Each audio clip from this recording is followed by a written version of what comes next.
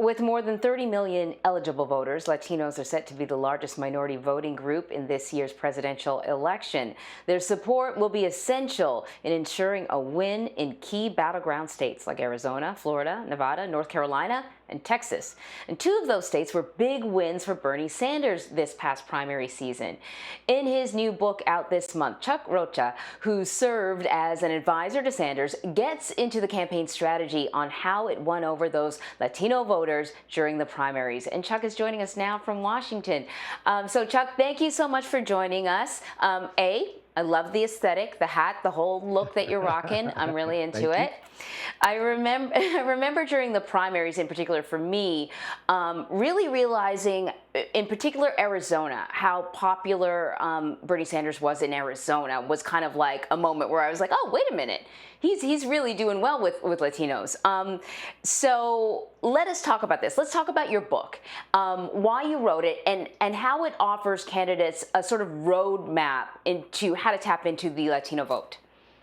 Well, thank you so much, and thank you for having me. And I wrote this book exactly because of what you described. Many people don't see Bernie Sanders as being a Latino icon or somebody that Latinos would just fall in love with. Well, it didn't happen overnight. And it didn't happen automatically. There was a lot of work that went into it. So I wanted to write the book in kind of open source, exactly how we did it, because through my 30-year career in politics, I've always heard, oh, Chuck, Latinos just don't vote. And I wanted to dispel that rumor forever and explain how we actually did it, how we were very intentional about our hiring, how we started very early, how we hired a whole team of culturally competent staff and consultants to actually go into those neighborhoods and through a multi-layered paid communication strategy, talk to Latinos where they're at. If they're a young Latino, talking to them on their cell phones. If they're an older Latino who only speaks Spanish, talking to them on Univision or Spanish radio, going into those weekly newspapers. I want to be very direct to help all the Democrats, all the progressives, and anybody who ever want to reach out to our community again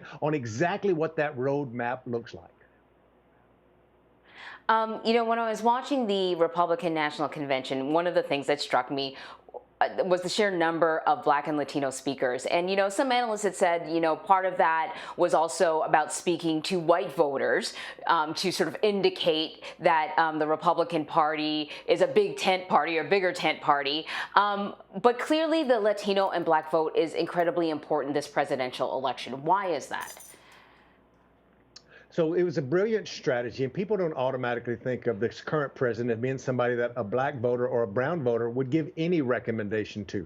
But what he needs to do in the number of states that you mentioned early on is peel off some of that support and shore up his white support. Again, what you said in your intro of this. And he did all three. Now, everybody out there that's a progressive Democrat, Black voter, or brown voter goes, Donald Trump is not with us. We're never going to vote for him. And you're right. The majority of Black and brown voters, and big majorities with Black voters, are not going to vote for him. But what he needs to do is skim off some of that vote. And he knows, like I know, if he's done any polling like I've done all summer long, that there's a little bit of a softness in Black men and brown men. So that's exactly who he was talking to, trying to get 1%, 2%, 3% of those voters to be open to a message and not really open to what he's been doing in the past. Like, don't look behind the screen. Look at me taking and talking to you now.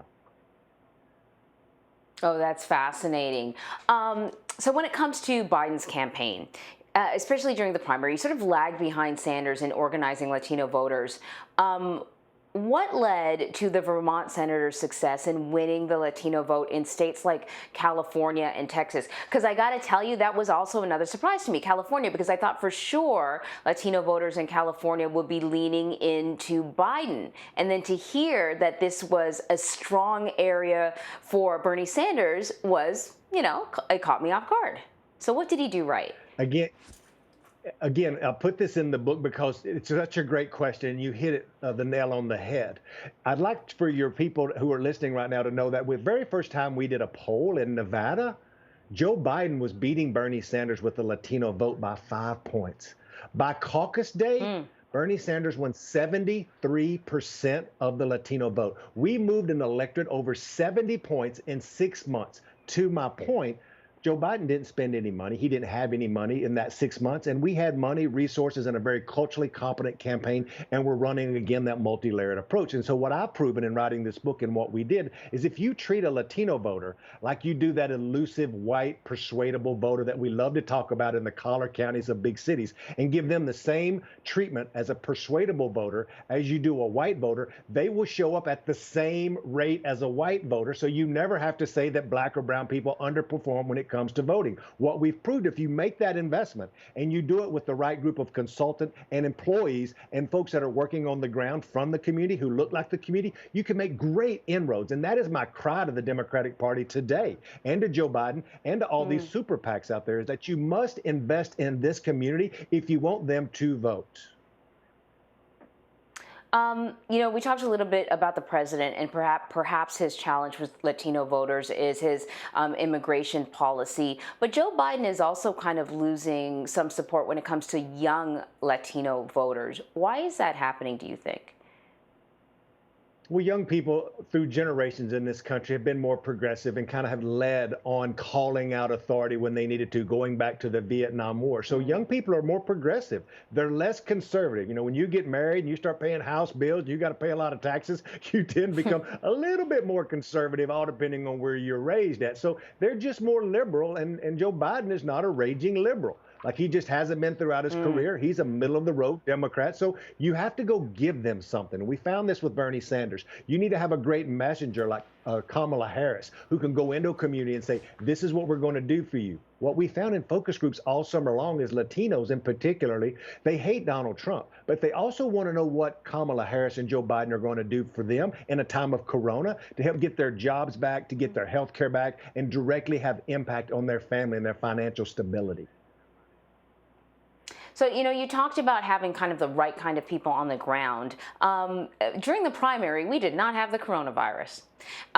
So engaging people kind of one-on-one the opportunities are not the same as it was back then. So can you talk to me about outreach? What are you suggesting, campaigns do to still get the message out to the Hispanic community if you can't have people on the ground going door to door? And you know what, I'm going to add to that too. Is the coronavirus also an important issue for Latinos now, especially when we look at these statistics? Both the Black and Latino communities have been hit particularly hard. I'm sorry, I asked you two questions that have nothing to do with each other, but it came to mind. I got you. I'm with you. I got you. So let's answer the last one first. That's the biggest difference in this election. Healthcare, which was the #1 issue with Latinos during the primary, has went down to 2 and 3, and the coronavirus has jumped to #1 because it affects your job. It also affects your healthcare. So the coronavirus is front and center in a community, Latinos and African Americans, that are dying at a higher rate. We're called more or less essential workers. We can't all work from our house if we have a service sector job. So you need to change the nuances of your campaign based around that. Going to your original question, it's a little bit overemphasized, this door-to-door campaign on the ground. That's a highly inefficient way to do campaigns, but it's also the most persuasive way. So you have to live with those two options when you're on the ground.